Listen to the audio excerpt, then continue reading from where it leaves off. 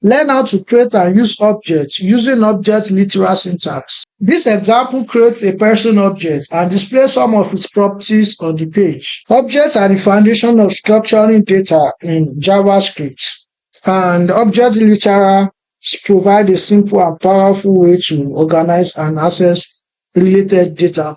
So let's make an object example together and understand object literal in details. So here in my script tag, I have some outline as comments, which should prompt us on what to do on each step.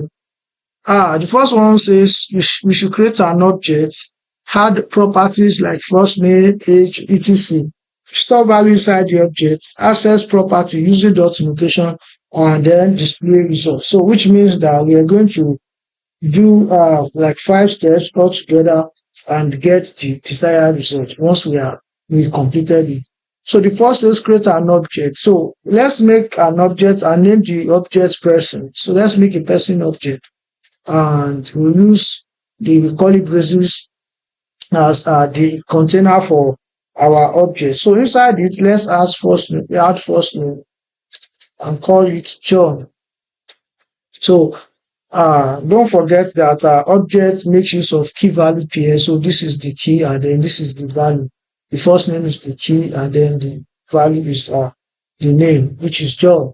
Then we also want to add last name and call it maybe something like Smith, which is why. So let's add age. I call it 54. You can see that for age we are not adding double quote or single quote. That is because you don't add quotes to numbers. It's only when you have string that you make use of quote. And let's add one more property. Let me call it eye color. So let me call it blue. Because this is a string, it will also use a quote. Now that we have our object, now let's find a way to display data from the objects. And that is what you can see here, that store value inside the object. We have already done that. Now we need a way to access property, and that is we need a way to display data from the object. So how do we access our object? How do we access value from our object? Well, we need a way to first select where we want to update the value that will be selected from the object. So let me first do that. So I want it to show inside this space. So I'll get the idea of this space, which is the demo that you can see here and that you can see inside my phone. Then I'll use the inner.html property in order to update it. So equals to, what do I need? In order to access anything inside the object, I first need the object name. So the object name is person. Now, using dot notation, how do I access what I have inside the object? Well, with dot notation, the normal dot or the full stop in English, I can access the properties of that object. So the first thing I want to access is the first name. You can see that my editor is even already suggesting it to me. And I want to add some string as well. And then also add the age of the person using the dot notation as well. And then put something like yes. So I have this.